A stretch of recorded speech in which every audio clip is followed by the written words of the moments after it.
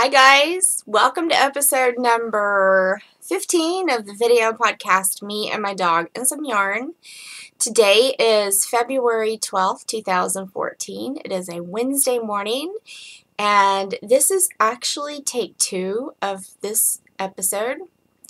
Last night I tried to film, and I did, and I uploaded it, and when it came up and was finished on YouTube, it just did not look very good. The resolution was horrible. I was not happy with it. So a few of you might have seen that last night, and you're not crazy. I did take it down. I'm refilming today, so hopefully the resolution will be better. I do need to order a new camera. I just cannot get the picture very clear, so I'm sorry. If I am blurry to you, you might minimize your screen and watch a smaller version of the podcast. But yeah, so I'm refilming, okay? So it's early. I'm not quite awake yet. Got allergies this morning, so I apologize in advance. But I am excited about this podcast. The name of the podcast is Podcast Celebration, and that is because I've got over 200 members in our group now, and I am so excited about that. Yay! I think we're up to 205 as of this morning, and I want to thank you guys for tuning in and watching me, and if you're returning and if you're new, I want to thank you for checking me out.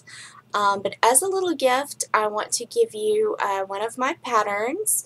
I think I've designed 5 patterns, but I would like to give you the Stars at Night. The Stars at Night sock pattern. It's normally a $3.99 pattern, and it's on Ravelry and it's on Knit Picks.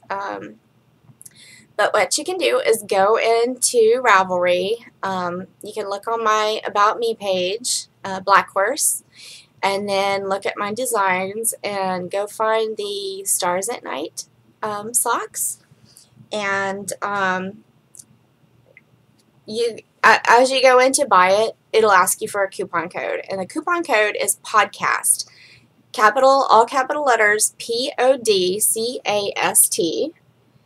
And it is the Stars at Night by Kimberly Dominic. And that's the sock pattern.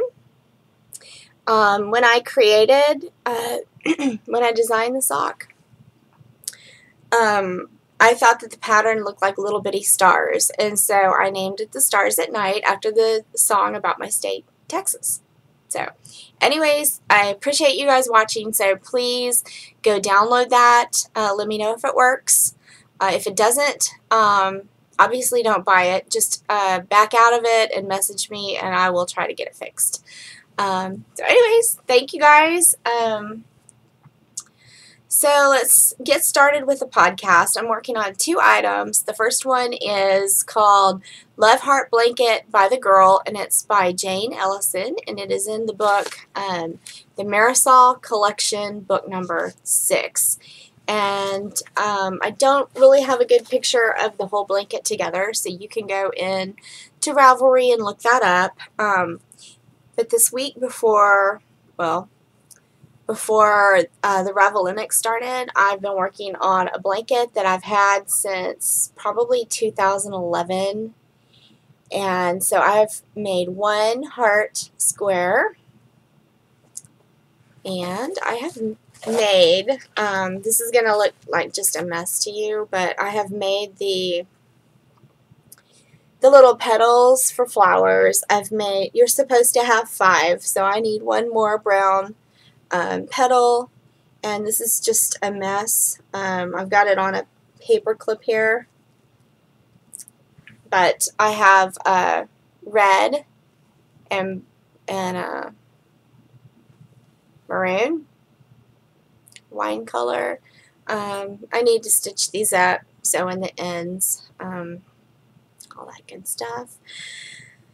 So that is my blanket, And I did want to show you, it's a little confusing to figure out how I'm going to put the squares. So what I did was I laid them out on the floor, and then I thought, you know, which ones, what was I missing, and so what I did was I made a little chart, and I don't know,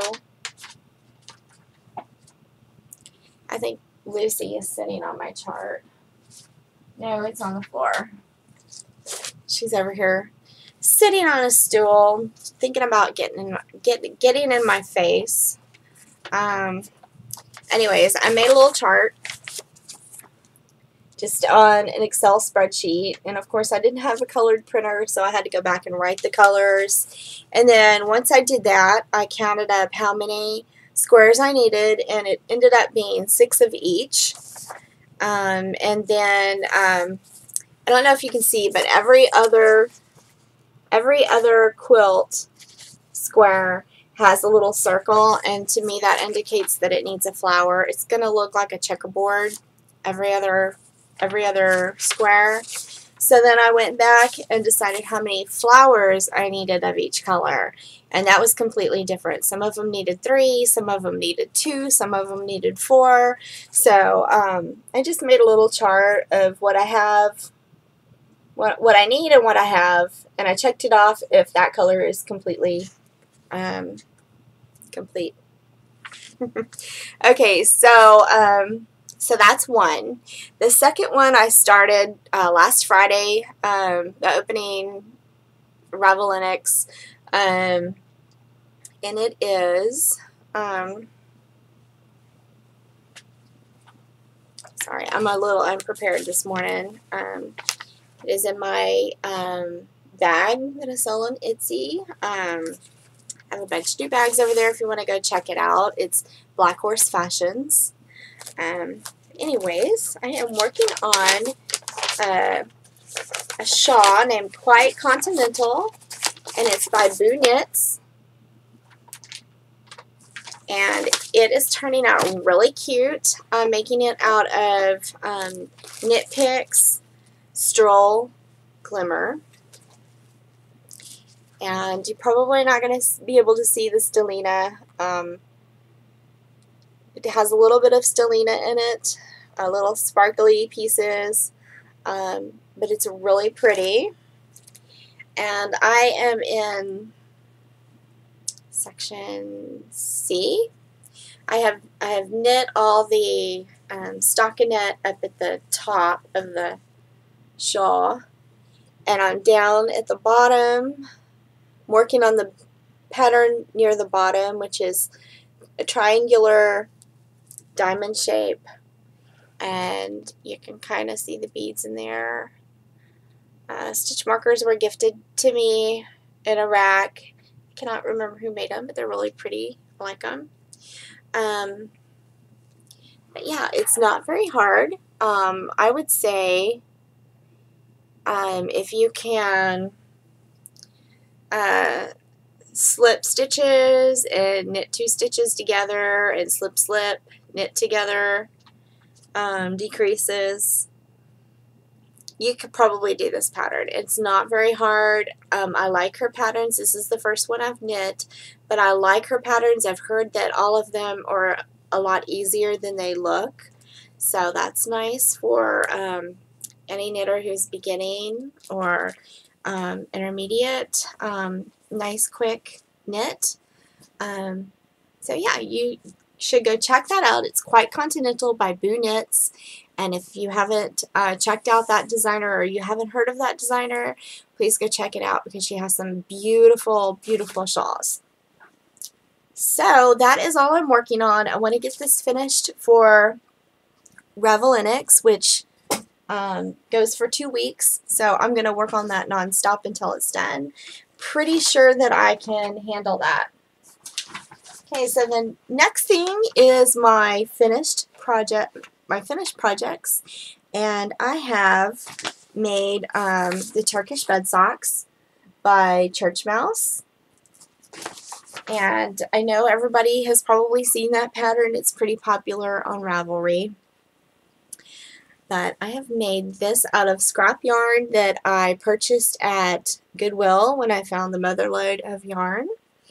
It wasn't quite a full skein, but it didn't matter because this pattern only takes 175 yards. So I have two, and I thought the pattern, well, I made a bunch of changes, and I still need to go into Ravelry and correct my project page. I didn't cast on as many stitches. The pattern is made for a size 9 or 10, and my foot is an 8, so I cast on less stitches. And then a lot of people said they didn't like using the mattress seam, and I have to agree. I've tried using it before, seaming a sweater, and I didn't care for it. I'd much rather pick up stitches or you know, knit together. So I followed somebody's suggestion on how to do the heel to where I wouldn't have to do the mattress stitch. It worked beautifully. One side actually looks a little better than the other. That's just knitting, my knitting. The side looks a little, the join looks a little bit bigger than this side, but it's really not going to show once it's on my foot. Then it says to pick up 12 stitches, but I had gone down to a size 2, and there's no way I could have picked up only 12 stitches across the top and had my foot fit in there. So I picked up 21 stitches, and when I got to the other end to join in the round, I purled the two together so that there wouldn't be a gap. I purled one from the stitch on the holder, and then from the stitch I just cast on, and that made it to where there was no gap at all. Looks great. That gave me 64 inches around. 64 stitches, sorry. That would be a big foot. 64 stitches around, and then that's what I normally knit my socks. So I'm not liking the toe all that much. It's only 8 stitches across at the toe, and when I do toes it's usually 10 stitches or 12 stitches. So next time I'm going to change that. They look kind of funny. They look okay on the foot, but you can still see a little bit of a point trying to form, so I'm going to change that. These were going to be for my mom because I thought they were going to be too short. So I'm going to have to knit her a pair. I'm going to knit my sister a pair. Yeah, she told me her foot was 8.5 inches, and the pattern said 2 inches before the length of your foot, you need to start the decrease. Well, it ends up fitting me instead of my mom, so I don't know. I'm going to have to make a little bit more of an adjustment for my mom's sock, but I am going to make her one. Probably right after my shawl gets finished. So, moving on, I went to an estate sale, and I am so excited because I actually found knitting. I never ever find knitting at estate sales. When it's advertised that they have crochet or knitting or crafts, I get there and usually the knitting or crochet is gone. I never find needles. I find yarn occasionally, but it's usually leftover very old acrylic yarn from the 70s or 80s. So I found some things, and I'm going to show you real quick. I found, first of all, I found a bag. And I know you guys have probably seen these back from the 60s and 70s. It's a knitting bag that folds up. It is portable. You can carry it around. And then, of course, when you're sitting and knitting, you have all your knitting inside. It usually has a pocket. This one has a plastic pocket. It's falling apart. I could resew it, but I think what I'm going to do is buy some really cute Amy Butler fabric and recover it in a really cute updated print. It has this little hook where you can take the strap, bring it together, and put your hook through there. And I have to be careful with it. It needs to be re-glued. It came out on the way to the car, but we found it. But anyways, you can carry it like that. So that was the first thing I found. The second was I found a bunch of knitting needles and crochet hooks. A pair of wooden knitting needles, a very long crochet hook. I think that's for the crochet that you it actually goes on the needle, similar to knitting. I forgot what it's called. I'm not a good crocheter. I've just started learning, so I'm not sure. Then a gigantic crochet hook and a bunch of normal size crochet hooks and a bag of needles. And I thought this was funny. It's in a channel lock tool bag, which she must have taken from her husband. It's funny. And when I saw this, it made me think of my mama and papa. My mama used to knit. My papa always worked in the garage with tools and things like that. And when my mom gave me some of my mama's needles, there was a gauge in there, and I thought it was a knitting gauge. But it was actually for tool bits. For drill bits. It had the different sizes marked, you know, but I think it was in millimeters or inches. But I thought that was funny, and I always wondered how that got stuck into my mama's knitting. Did she use it for trying to figure out what size needle she had, or did it accidentally get put in there because that's what someone thought it was? I don't know, but it was funny. So, anyways, so I got that, and then of course I got some books.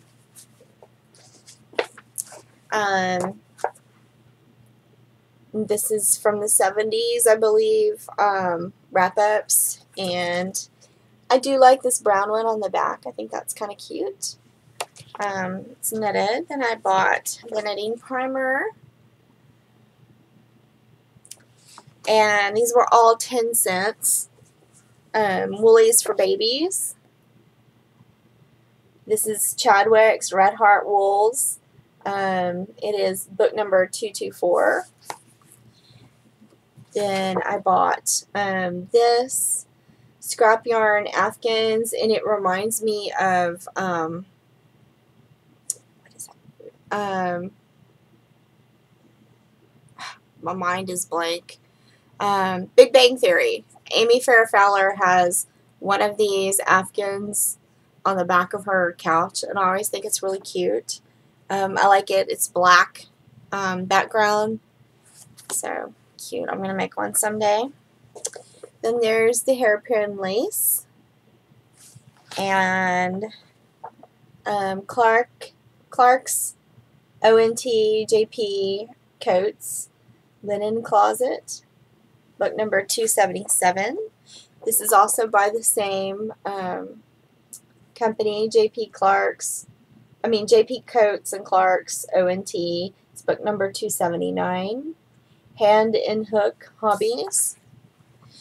And Hat, Scarves, and Mittens by Columbia Minerva. And All Shawls by Burnett. So, got a good little stack of books there for 10 cents a piece, which was exciting.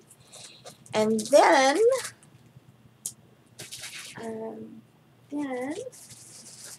I did buy some vintage yarn. I don't buy vintage yarn very often, but this was a whole bag of 6 Red Heart Windtuck in the eggshell colorway. And it is acrylic, but it is really soft. There's a little hole down here in the plastic, so I felt it. It doesn't feel scratchy like my grandma's Afghans back in the 70s, so I'm going to give it a try. It was $5 for all of this, so I figured it wouldn't hurt to give it a try. Sorry about the rattling. Oh, and then I did buy 2 skeins of cotton yarn. It's called Cotton Dot, and it's by Tahiki Imports of New York. I hope I said that right. It's only 77 yards per skein, so I don't know what I'm going to make out of it. Probably a scarf. Obviously not one to keep me warm, but a fashionable scarf, something. And then I'm saving the best for last. My mom actually found this while we were there, and she bought it for me. I think it was $5 or $10. It was basically a steal, but it is a Susan Bates set of knitting needles, and I'm so excited. I believe they're from the early 40s, World War II. I have seen red and white or blue and white needles that they put out for knitters. Knitting was a huge thing during World War II. People were knitting for the troops. It was a way to show their support for the troops and just show their patriotism. And Canadians knitted, Americans knitted, I believe, probably British people, people in Europe knitted too to support their men, but I do have the old, these I did not get at the estate sale. This is what I'm talking about. Some are red and white, some are blue and white. The double points are usually solid red or solid white. I don't know that I've seen them 2 different colors. These I got a while back. They're Susan Bates. But I've seen them on eBay, and they're extremely expensive. And I think what my mom bought here is something similar. They're not 2-color. They're 1 color, but they're red, white, and blue. So I'm thinking they came out about the same time. It looks like the set is almost complete. The white needles down here, they don't look like they really go. Somebody probably just stuck those in there. But you can see the red, the red and blue straight needles, and then the white circulars, and then of course the double points, red, white, and blue. There's a few miscellaneous things in here. There's 2 or 3 silver circulars. I don't think they originally came in here, but it looks like the set is almost complete. And I cannot believe she found this. I mean,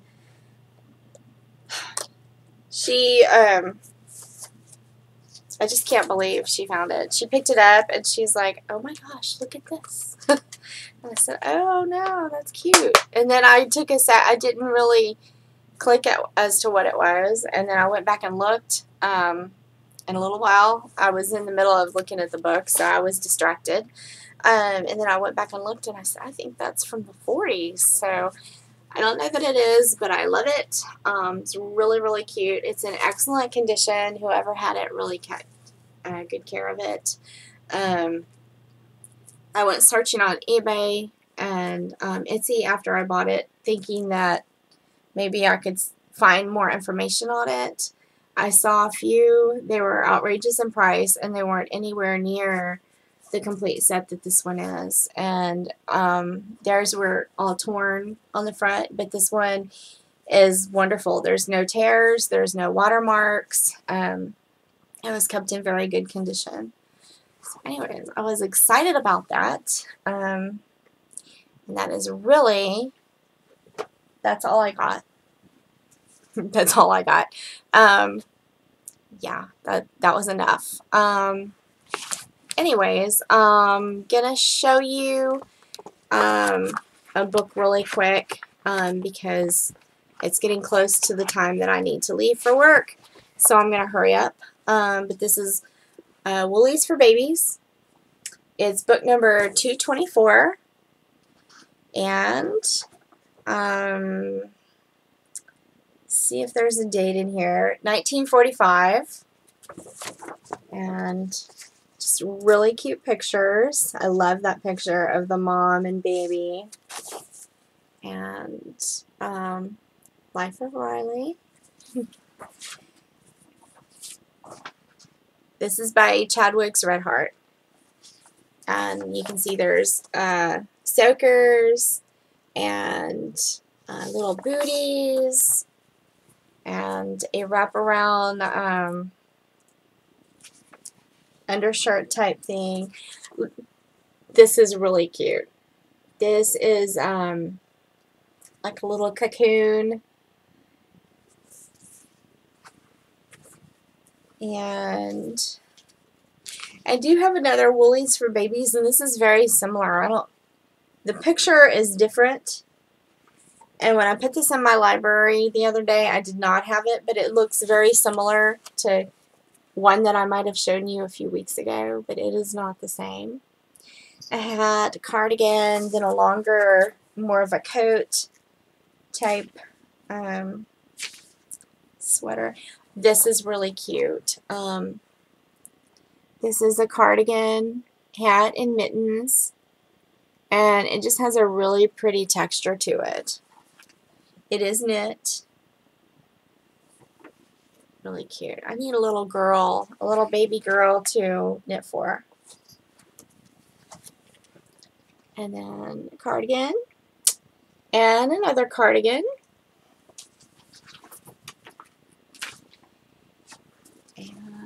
And that looks like, it looks like a bed jacket for the mother. I don't know if you can see. And then over here is the baby that's on the front cover. And that's like a one-piece little jumper. It looks like a onesie. So cute. I just love that. It has, I'll show you the picture on the front because you can see it better. It has like a little pattern on the sleeve, and it's got the eyelet around the waist where you can put the ribbon through there, and the little buttons on the top shoulder. Just super cute. I love that. So anyways, that is Woolies for Babies, book number 224, Chadwick's Red Heart Wools from 1945. Okay, so that's all I have.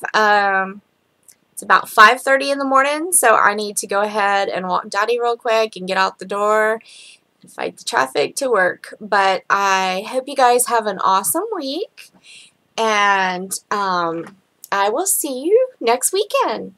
So thank you for watching, and don't forget, go get your free pattern on Ravelry, the Stars at Night socks, code podcast, PODCAST, all capital letters. Thanks for watching, and I will talk to you next week. Thanks. Bye-bye.